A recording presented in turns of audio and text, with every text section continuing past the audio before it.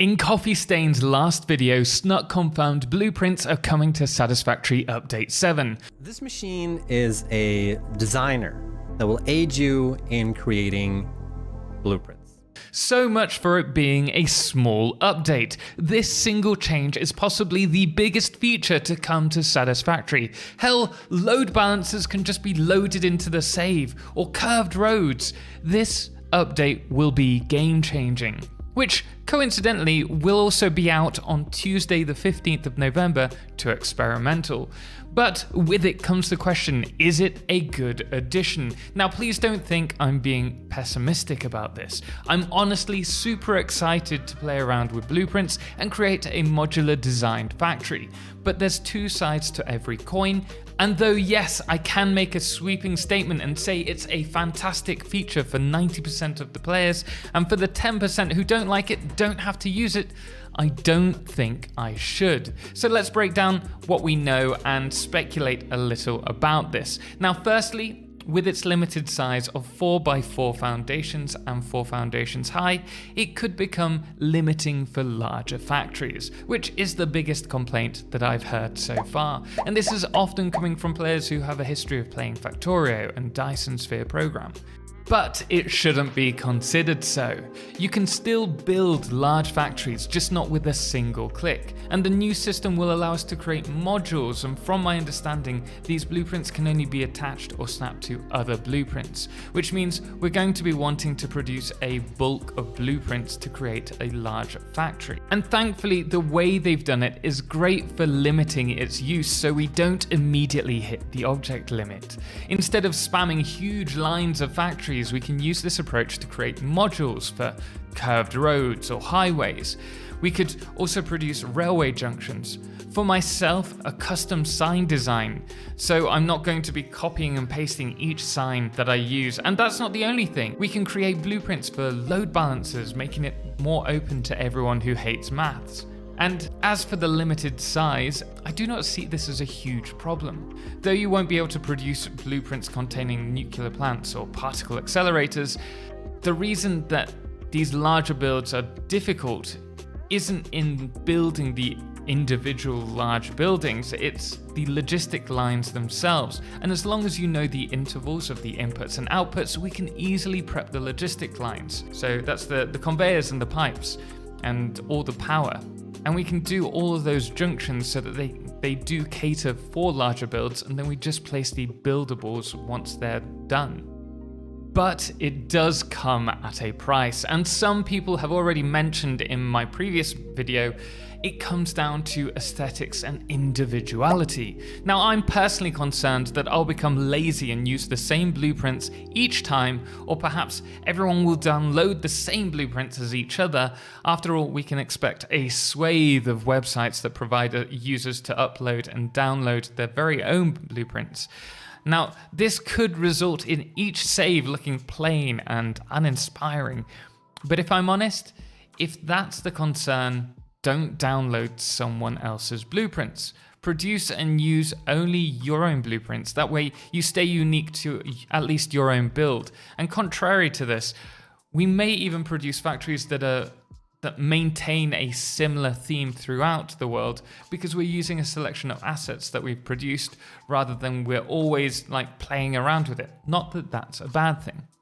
And speaking of which, an asset that I've already produced, which you can use whilst playing in your game, is our extensive list of lo-fi music. It's free for all to use, and you may even hear some new music coming soon. The link is in the description below.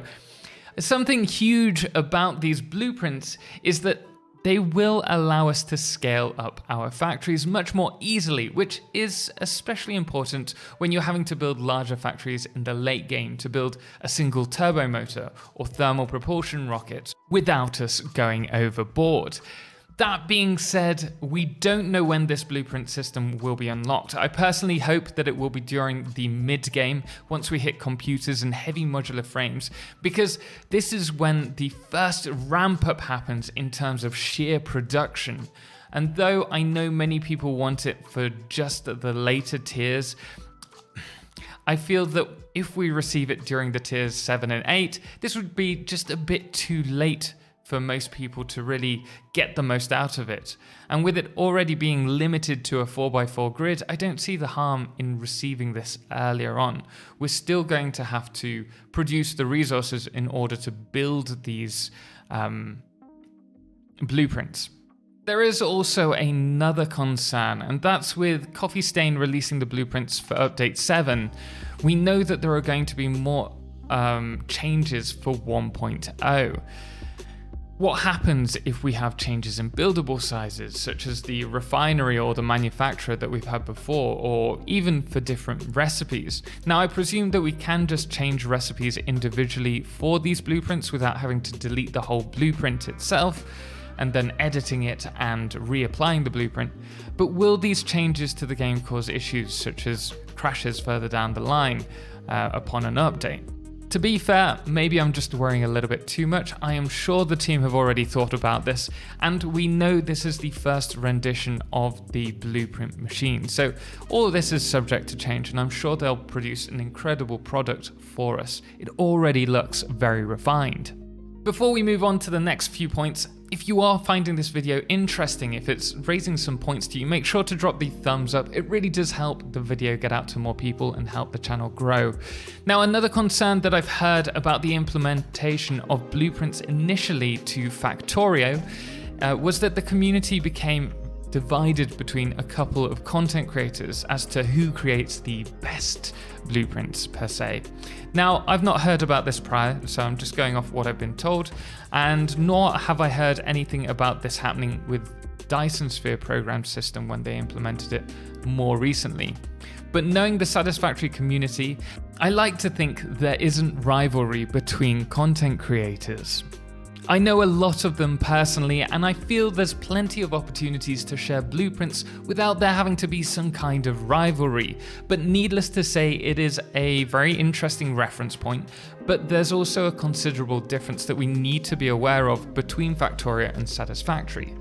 Factorio is much more maths orientated. It's much more black and white, whether you're getting the right production value out of a given space.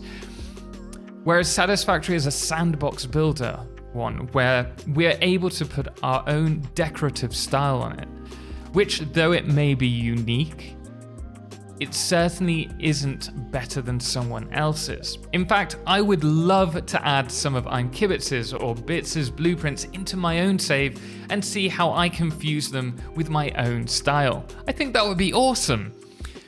But with that all being said, I am dying to play around with blueprints in Satisfactory, and I am definitely thinking that this is a great addition to the game. And I think the way that they're going about adding the blueprints to the game is the best way for it to be implemented. However, I am dreading the swathe of websites that will have blueprints on them, and I feel that similar to the Steam Workshop, it would be great for us to have an app by the devs to make them easily loadable or downloadable into our saves. But I doubt we'll see anything like that before 1.0. So now I just need to decide where to put my blueprints. And you can expect me to be playing with them and no doubt streaming them the day of release, which is probably when we're going to put this video up. But guys, do let me know if you think that blueprints are a great feature to be added, or if you're a little bit concerned by some of the points raised. Thank you so much for watching this, and don't forget to subscribe if you are enjoying my content. Now, thanks does go to all of our amazing supporters, most notably our SolarEclipse Patrons, James Irwin and Firefless, as well as our Lunas, the Calamity, Ben and Star, as well as our Blood Moon of the day, which today is Adam the Useless. Until next time, as always, ciao for now.